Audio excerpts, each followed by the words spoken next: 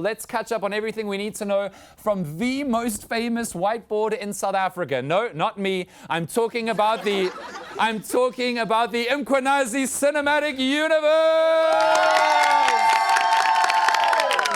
Yes, we are living in the MCU, people. It's the Mkhwanazi cinematic universe. All right, see if you can keep up with me. So much happened last week. Mchunu and Sibiya fought back against Mkhwanazi in Parliament, and poor Sibiya put on a masterclass in digging a hole, people.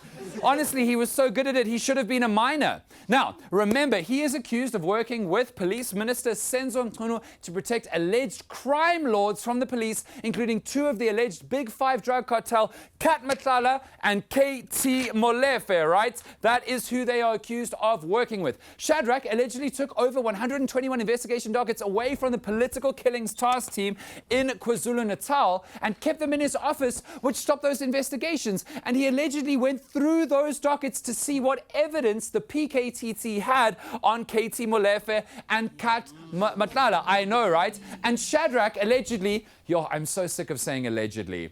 I'm so sick of saying that word. But allegedly, Shadrach sidelined his own boss, National Police Commissioner Fani Masemola, by taking instructions directly from Police Minister Mchunu. And Shadrach allegedly also has close ties to ANC fixer and all-round dodgy guy, Brown Mkhwanazi. So, I know, right? So, Shadrach had a lot to answer for, and he screwed up, people. He screwed up. Allegedly. At the ad hoc committee, Shadrach said that General Mkhwanazi had lied and misled South Africa without information to back up his claims. And then he said that actually those 121 dockets taken away from the PKTT weren't actually in his office. They were just somewhere at SAP's HQ. But Shadrach, he said, didn't have them. Now, to be honest, that sounds fishier than a day at the aquarium, because Sibiya was publicly accused of having those dockets in July. That's the core damning accusation against Sibiya. If they weren't in his office, surely he would have just publicly told us that they weren't in his office. He's spoken to the media over and over again since July, people. On the day of Mkhwanazi's press conference, Sibiya straight away did an interview accusing Mkhwanazi of sitting on the AKA murder investigation. I know. Why didn't he say then that he didn't have the docket? So a month later, when he was trying to overturn the special leave he was placed on from SAPS, and he spoke to the media, why didn't he defend himself on this key core accusation then? Or weeks after that when he lost the court bid? Or just over a week ago when his house was raided by the police and he spoke to the media again? He still didn't say that he didn't have the dockets in his office. This is so upsetting, I need a new pen. That is fishier than Ocean Basket at closing time, people. Now, he said all that stuff, but he didn't simply say he didn't have the docket. Seems more likely that Shadrach Sibiya waited for months to see if any hard, damning evidence would come out that the dockets were in his office before judging that he could get away with this denial now. But that's not the only hole that he dug. Shadrach loves to dig, and he dug some more. He spoke about text messages between himself and Brown Mkhwanazi, who, as you know, is connected to Mkhwanazi and Mchunu and the president's ex-nephew, Hangwani Maumela, who is accused, number one, in the looting of over 2 billion rand from Tembisa Hospital. By the way, the cupcake, you get it, right? Yes. Now, it's not just me who said that. This also happened this weekend. It's my first time seeing the president. Hello, cupcake. And of course, the young people who stood up here, and one of them said something that I'm often called, which I never respond to because I don't know what it means. You know what it means, Mr. President. You know why. I know your team sees our tweets. Anyway, Shadrach told Parliament that he and Brown Mkhwanazi texted sometimes, and that Brown Mkhwanazi told Shadrach that Crime Intelligence Division in SAPS was investigating him. Now, how did Brown Mkhwanazi, a normal, regular South African citizen like you and me, know who Crime Intelligence was investigating? That's serious, classified, confidential information that only high-ups at SAPS would know. Brown Mkhwanazi shouldn't know that. But did Shadrach care? Did he report Mkhwanazi and investigate this serious breach of police files in the hands of a private citizen? Did he do that like a good police officer should? No, he did not. Shadrach told Parliament that he just kept reading Mkhwanazi's text because he was trying to protect himself and knew that Mkhwanazi trades in information. Not a great move, Shadrach. Doesn't make you look super innocent and like a good cop, Shadrach. But now Shadrach was in a digging mood. He was in flow. And he decided that all good things come in threes, so why not dig one more hole? He admitted to meeting alleged criminal underworld lord Kat Mkhwanazi, quote, 5 times or less. 5 times or less? 5 times or less? That's 5 times or less too many times, Shadrach. Why are you meeting him? He didn't really explain why he met Mkhwanazi all those times. He didn't explain why he found it okay to meet with someone who's been suspected of wrongdoing for years. In fact, Shadrach then said there was no evidence against Kat Mkhwanazi in those 121 dockets from the PKTT. You're not supposed to be saying that, Shadrach. You were accused of going through these dockets to help Mkhwanazi. Now you're saying you know he isn't in him? Do you want to seem innocent or not, Shadrach? I mean, come on. I'm not trying to give you advice. It's too late. You already dug those holes. But wow, my guy. Wow. This is a Manchester United performance from Shadrach Sibiya. Now, Shadrach made one interesting claim about the dockets. He said that some of those investigations had stopped moving years ago, well before they were taken away from the PKTT in March. Shadrach said he shouldn't be blamed for nobody being arrested from dockets in the 3 months they were taken away from the PKTT versus the 3 years they were sitting with the PKTT and no arrests were made. The problem for Shadrach is after all this other stuff, why would we believe him? At this point, he's about as trustworthy as a man in bed after 20 whiskeys that night. He couldn't answer questions simply. He went on these long, winding, story after story tangents. As one commenter on my TikTok, Meredith, wrote, if Shadrach Sibiya was asked a true or false question, he would answer, trolls. Now, Police Minister on suspension, Mchunu, saw Shadrach's disaster class and took another strategy. He was going to bore us to death.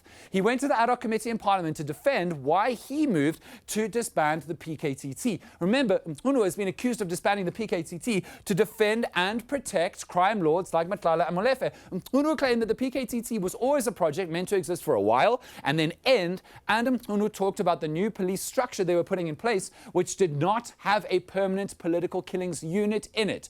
And crucially, guys, Mchunu claimed that nobody fought for a permanent political killings unit to do PKTT-style work in the new organizational structure. Mchunu said nobody fought for it. Not Mkhwanazi, not Masemola, and not crime intelligence boss Dumisani Khumalo. But Mchunu said that the new SAPS organizational structure was designed to get the work done that the PKTT has been doing anyway. So he said the PKTT was no longer needed and would be doubling up on work done by the new SAPS unit structures. And so it was now going to be a waste of money and resources. But Mchunu struggled in Parliament too, guys.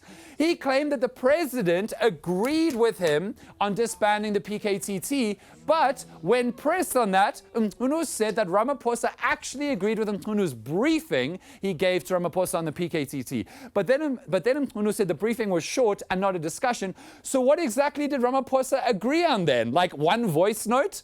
Once again, we need Ramaphosa to come out and speak on this, guys. Words are being given to his name, just like at the Madlanga Commission. We need to know if he is involved in this mess. Now, Mchunu brought a secret recording to the ad hoc committee on Friday that he had got from his chief of staff, Cedric Nkabinde. When Cedric Nkabinde met with Mkhwanazi, he got him to record Mkhwanazi a while ago. Mchunu said he had advised this because he suspected that Mkhwanazi was angry with Mchunu about moving to disband the PKTT, right? So Mchunu claimed that Mkhwanazi had threatened Mchunu on the recording by saying that if Mchunu is clean, he can move against the PKTT.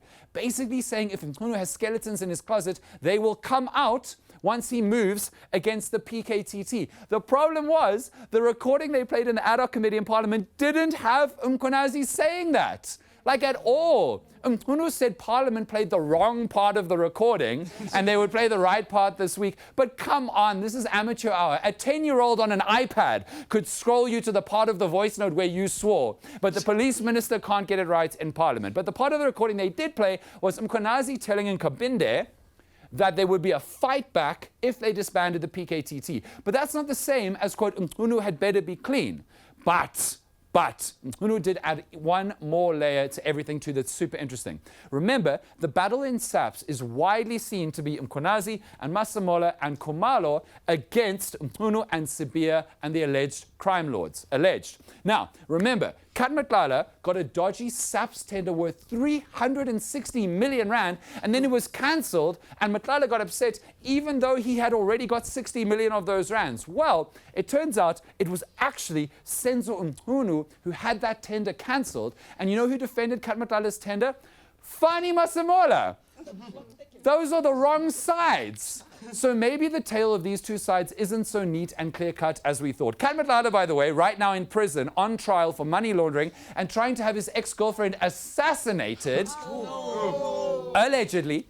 Matlala submitted a sworn affidavit claiming he doesn't know Senzo Mchunu, never communicated with him, never sought or solicited any favors from him, and is, quote, deeply offended by Mkhwanazi's allegations against him, which he would say, wouldn't he, right? He's literally on trial. And to round off this insane week, one more thing. President Ramaphosa did actually speak on exactly one person implicated in this mess, his ex-nephew, Hangwani Maumela.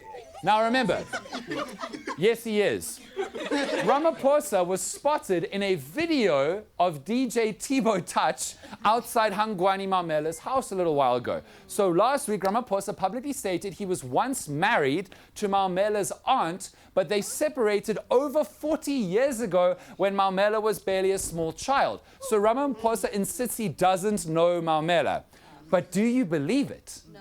Because the thing is, if I had any connection to a president, I'd try to know them, right?